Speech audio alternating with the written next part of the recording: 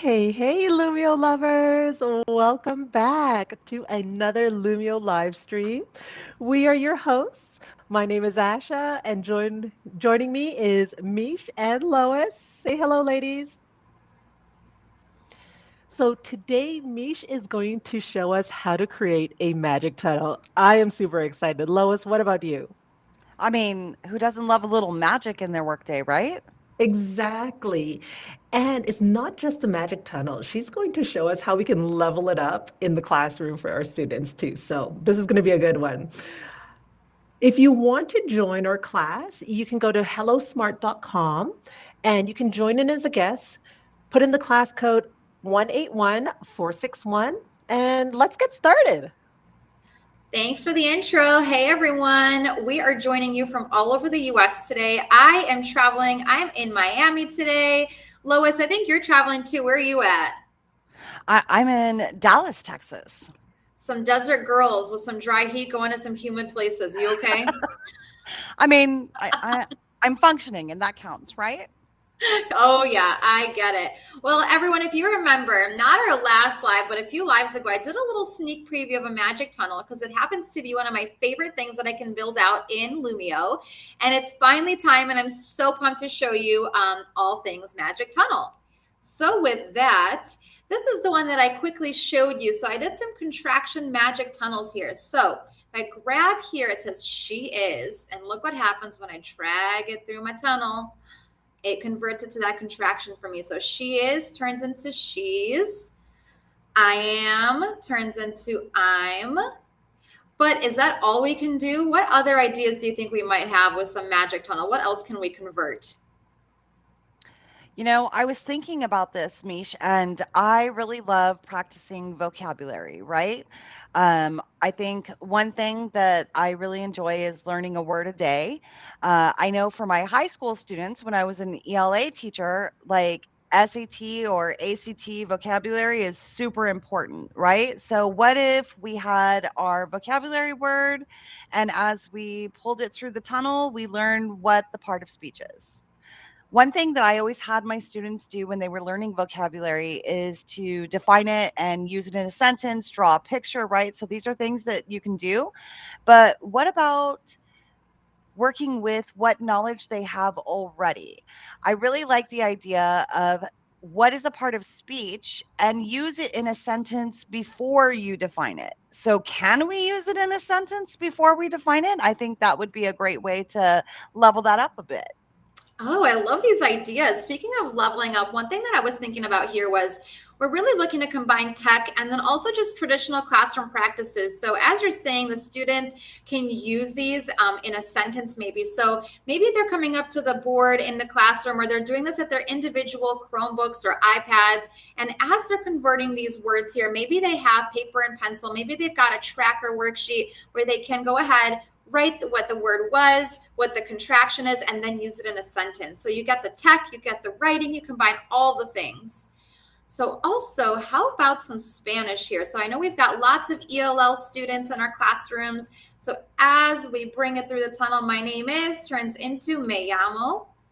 And speaking of leveling up, what if we use this in a middle school classroom that might be learning Spanish for the first time? So not just our ELL students, but also our foreign language learners. What if they're using this to conjugate verbs? Wouldn't that be a fun way to level this activity up? That would be a great way to do that. Because I have to tell you, Mish, speaking Spanish, my conjugation is very sad. Mine too. Definitely where I like dropped off on the Spanish train when I was in school. So, speaking of magic tunnels, I'm wondering what else we can do that might be magic on Lumio. So, I've got this really fun idea, and I have to give credit here. This credit goes to Terry on our professional development team at Smart. She has some awesome ideas. So, as your students are working, let's see what the directions are. Pull a mixed number from the magic hat and place it next to the correct improper fraction. All right, guys, I just said that verbs, conjugating verbs wasn't my forte. Neither were fractions. So as I pull something out of the hat, I get all these fractions that I now have to match up. I can do this one. How's that? All right, I wonder how that happens. Let's take a look at another one. Ooh, great Swami, what's my rule? So as they pass these through the magic Swami, the students have to figure out what her rule might be. So as they move these numbers around, I wonder what the rule is. So after the students go ahead and do this investigation, maybe they do this in a small group, they move to reveal that the rule was divide by 6. I got that one. I can't believe it. Now there's so much going on here. I'm really wondering how this magic is happening on Lumio. So wait, how many more ways can we layer in Lumio? This is a fun one. Feed the shape that does not belong to the shark and explain why it does not belong. So this would be another great opportunity to use tech and traditional paper and pencil. So maybe they're doing this on their tech. The shark didn't want to eat that one or that one. Oh, that was the one. So now they can use their tracker worksheet and go ahead and record their answer as to why this shape did not belong. I've got one more here. Let's see which one's going to be the right answer. Oh, try again. Lois, which one do you think it's going to be? Wow, math. 40? 40. Oh, Asha, you want to take a spin? Oh boy. We narrowed it down to 2 for you. The pressure is on. I'm going to go with 20.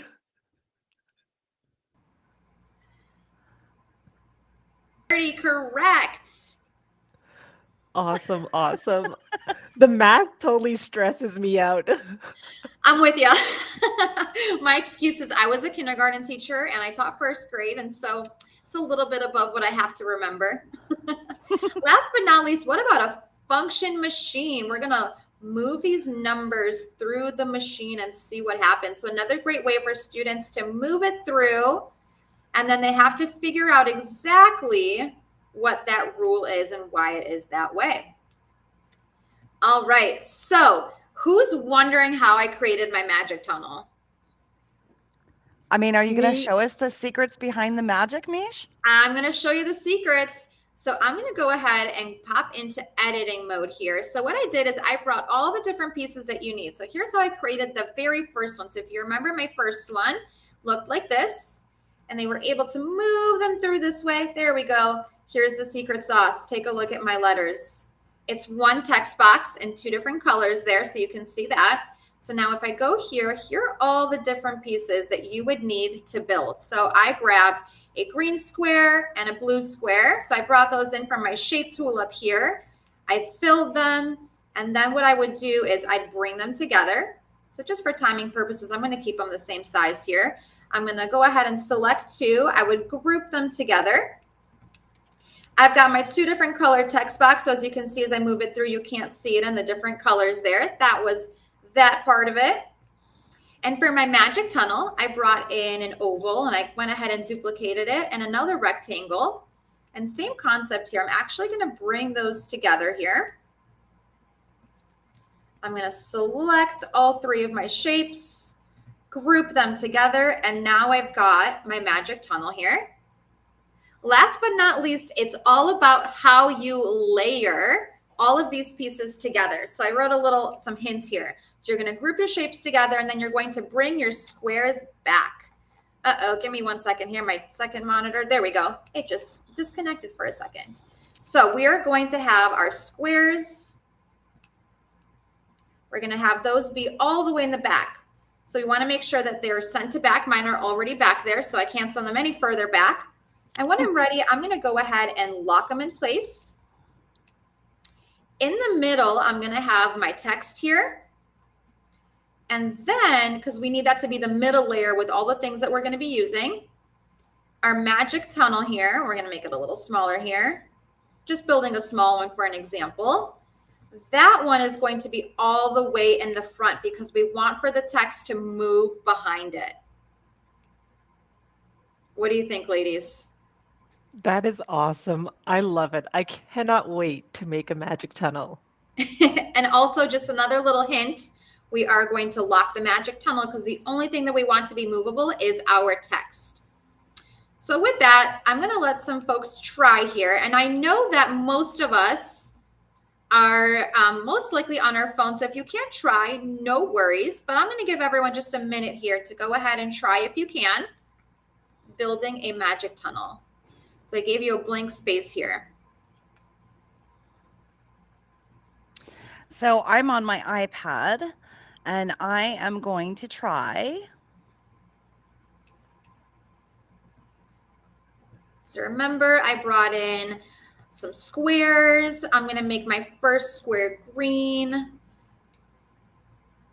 And then I'm going to go ahead and get a second one, but I'm going to make that one blue. Now you can make them any color you'd like. Just remember that then your text has to collaborate with that. So here we go. We've got some different color boxes. And in a second here, I'm going to go take a look at how Lois is doing over there. I'm going to group these together.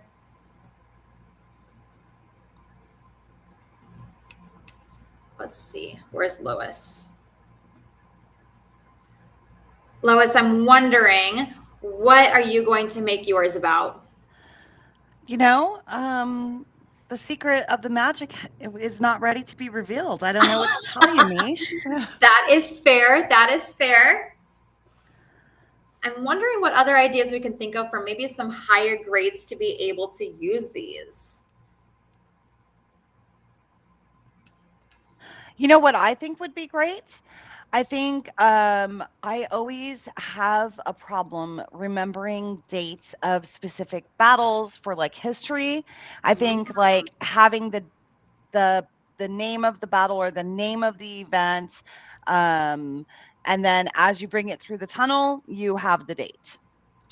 Oh, okay, some history. That's a good idea. I think my brain always goes to math. But I love that history idea. I would definitely benefit from that one. My brain never goes to math.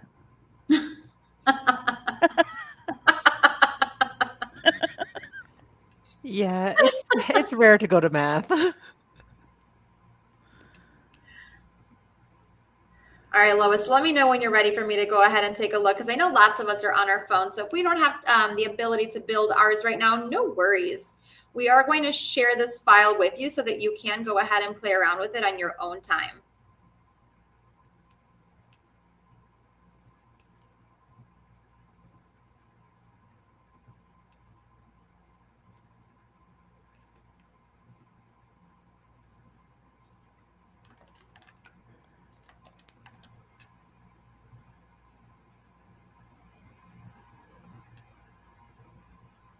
And you turned your shapes for your tunnel black, right?